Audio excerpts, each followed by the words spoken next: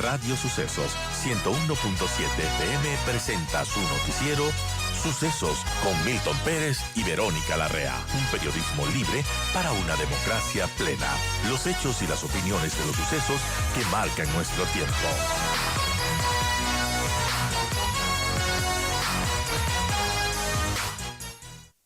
En este plan estrella del gobierno de la lucha contra la desnutrición crónica infantil.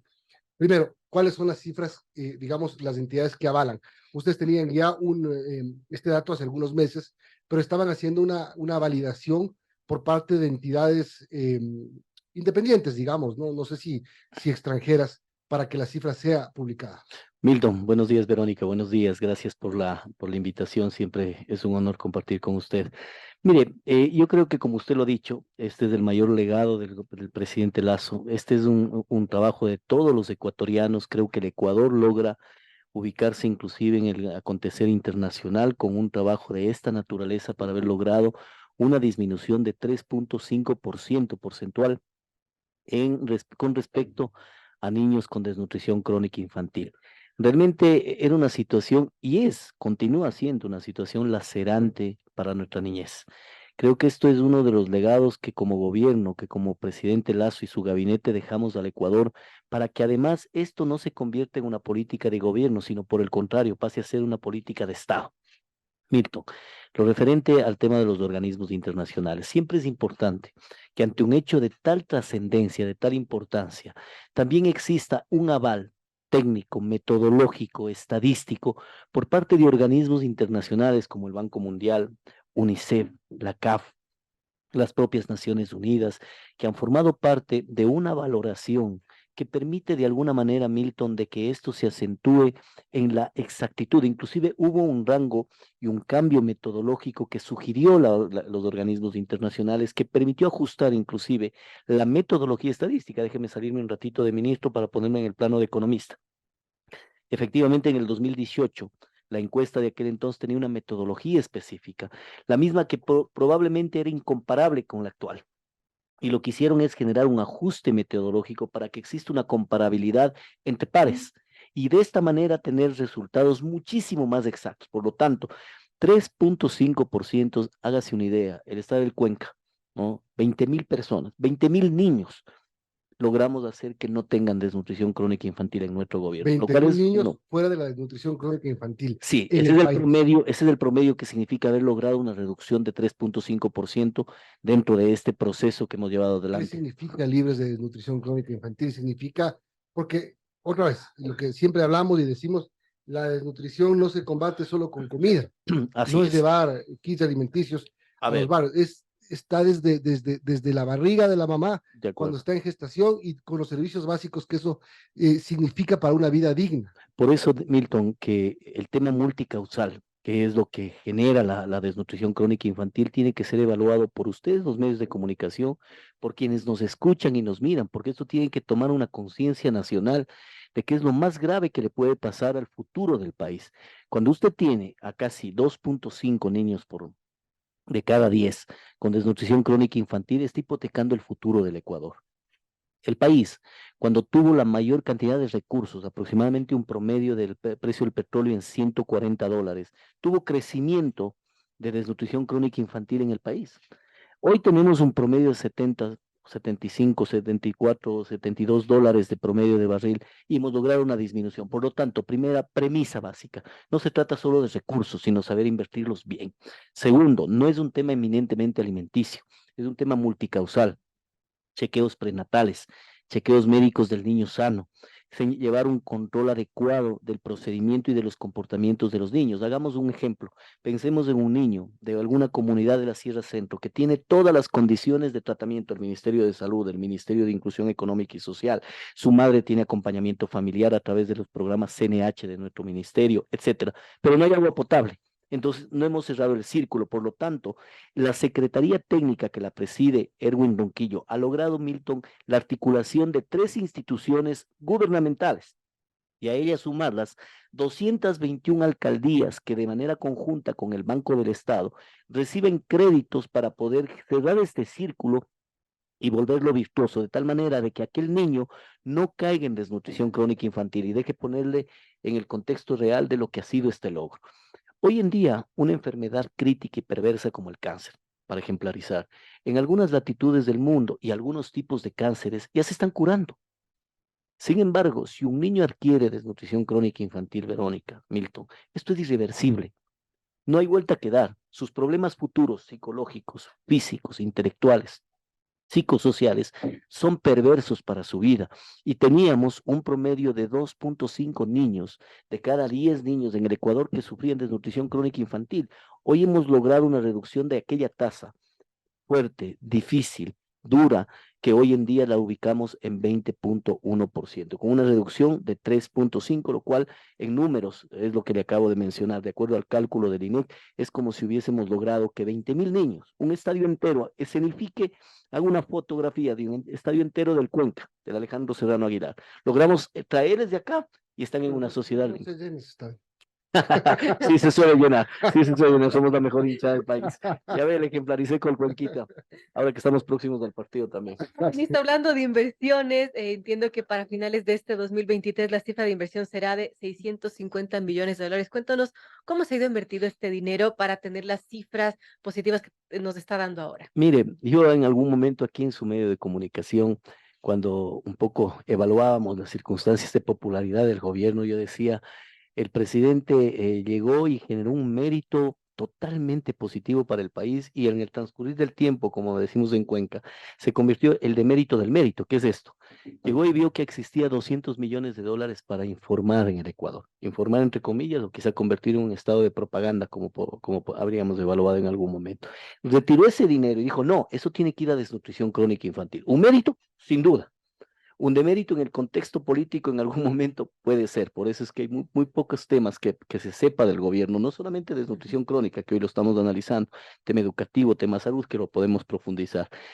Esto ha ligado a alimentar un presupuesto como el que usted acaba de mencionar.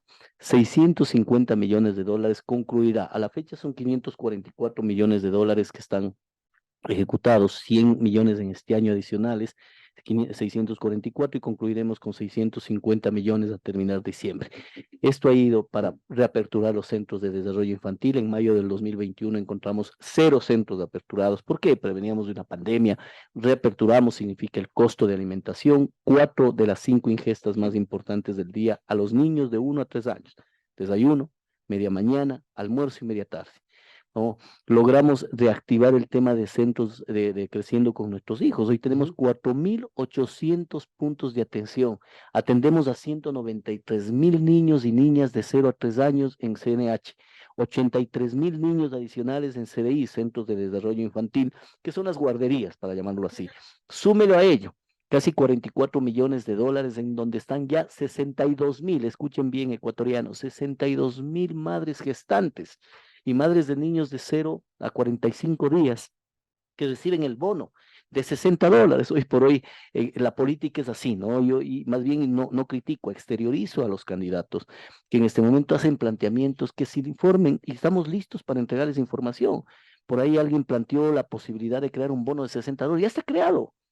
El bono infancia con futuro. Y hay 62.000 madres gestantes que son beneficiarias. En diciembre concluiremos, Dios mediante, con 70.000. Y el 24, de acuerdo a la proyección, tocará el punto clave, que son 85.000 madres gestantes que deberán recibir el apoyo del Estado para que de esta manera, de acuerdo a la programación, en la parte estructural se convierta en una política de Estado a futuro. Ahí está el recurso que habíamos Aquí mencionado. veo pues del otro lado, porque del lado más importante sin duda son las personas que son beneficiarias de la atención, pero ¿quiénes son las que les dan la atención? Es decir, también ha permitido incorporar y contratar a más especialistas, servidores de la salud, gente profesional en estos temas. Mire, Milton, el presidente cuando fue candidato, a quien le acompañé en su candidatura, manifestamos la necesidad de reducir la masa salarial en el Ecuador. Usted debe recordar parte de las declaraciones. En la política no hay que ser vanidosos y hay que reconocer cuando uno a veces se equivoca dentro de la perspectiva de no tener la práctica en sus manos. Cuando llegamos al gobierno nos percatamos que había que incrementarlo. Hoy sabe cuántos servidores públicos adicionales quedaron en nuestro gobierno, 20.000.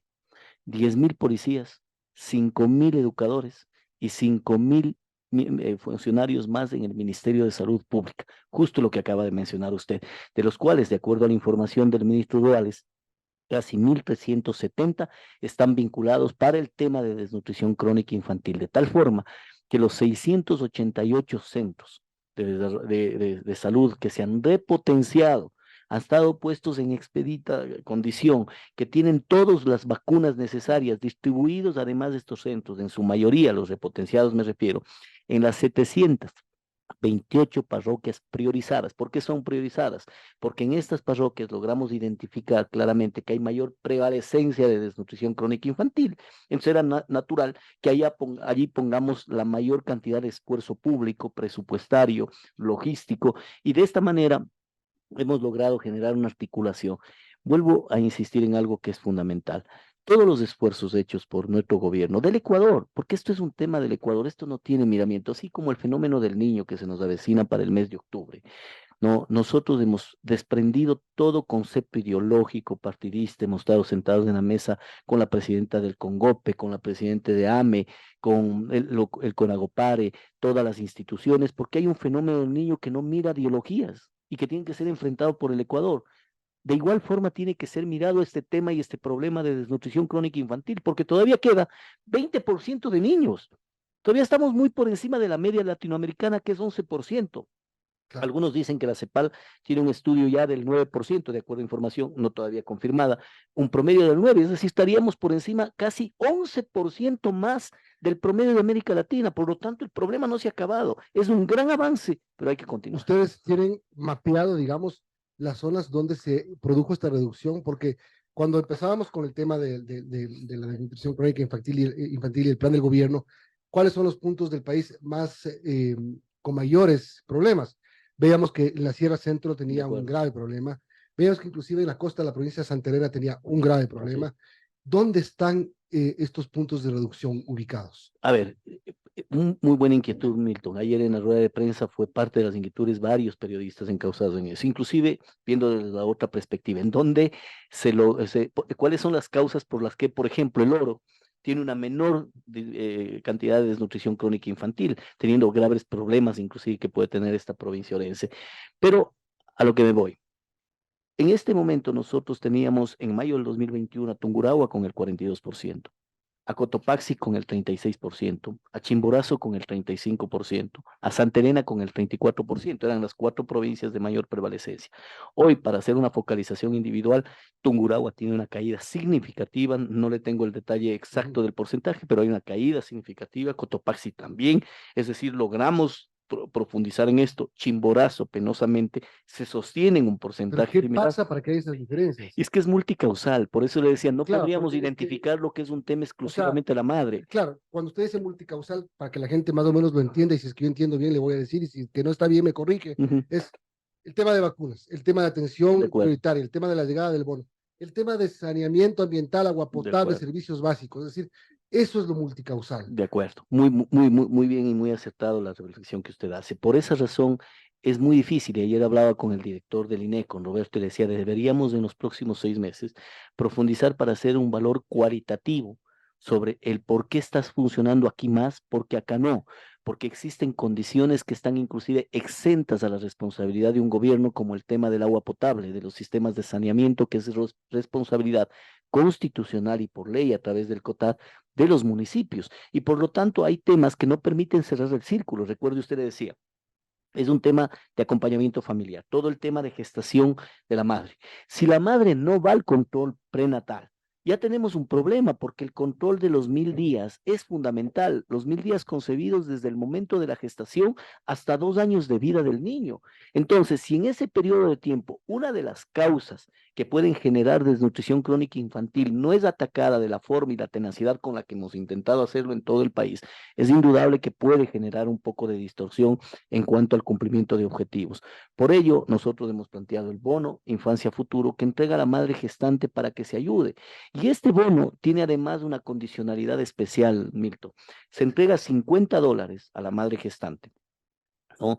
Y los $10 adicionales, porque el bono es de 60, dicho sea de paso que se conozca, y esto es una información para los candidatos, para que cuando asuman la presidencia tomen esto como un reto para profundizarlo. Inclusive la ampliación del bono podría o no ser un tema prudente, hay que hacer una valoración estadística, como le dije. Nuestro objetivo era 37.000 2022, lo logramos. Nuestro objetivo es 67.000 en este año, vamos a llegar a 70.000, ya llevamos 62.000 madres. Y el objetivo final es 85.000. Ahí tenemos el punto de quiebre, punto de equilibrio. Se debería sostener en el tiempo 85.000 para ir reduciendo paulatinamente la desnutrición crónica infantil en el tiempo. Pero le decía, entregamos $50. Los $10 adicionales se entrega bajo una condicionalidad, es decir, $90 reunidos luego que concluye el periodo de gestación, 120 en el primer año del niño y 120 en el segundo año. ¿Por qué? Porque es un incentivo para que la madre también contribuya con el chequeo prenatal. Si no va la madre al chequeo prenatal gratuito, donde los centros de salud han sido repotenciados, donde que está la atención con mayor número de médicos que están prestando el servicio, no habríamos cumplido una de las causas, el chequeo prenatal. Luego, vacunas del niño, que están todos los centros de salud. Un distinguido periodista días pasados me decía en una de las ciudades del centro del país, pero no hay vacunas. Decía, dígame dónde. ¿Dónde? Porque está garantizado por el ministerio todas las vacunas para los niños, todos los centros de salud. Entonces, a veces cuando existe esa exteriorización, que en el marco de la libertad de expresión todo es viable, y dicen, pero es que dice que no hay vacuna. Dígame dónde. Y vámonos juntos y hagamos una valoración de investigación juntos de los medios de comunicación y los responsables, porque hay vacunas. Entonces, si la madre no acude a aquello, también perdemos una fuerza y un elemento fundamental. Por eso es que el Estado promocionó esto como incentivo, no como condición, sino como incentivo. Te doy $50 mensual recurrente, pero si cumples con esto de llevar al chequeo prenatal gratuito de tu hijo en el centro de salud, obviamente tienes los $90. Claro. Lo mismo durante los 2 primeros años. Y el tema de la vacunación es importante mencionarlo porque las cosas hay que destacar cuando hay que destacar. La vacunación que acaba de implementar el gobierno para los niños contra la rubiola, sarampión y la poliomielitis fue exitosa, realmente. 97% de cumplimiento a la fecha, de acuerdo a la información del ministro. Mire usted, no solo esa cosa hay que destacar, mi querido Milton, yo creo que efectivamente es bueno que en los medios de comunicación podamos profundizar esto. Algún momento le dije a usted, yo me sentaría encantado con aquellas personas que hacen oposición al gobierno en el marco del absoluto respeto, para que nos escuchen, para que le escuchen a la oposición decir lo que se dice y nos escuchen a nosotros refutar con hechos. Cuando fue el tema del juicio del presidente, solo con esto, me salgo un minutito nada más del tema, pero regreso enseguida.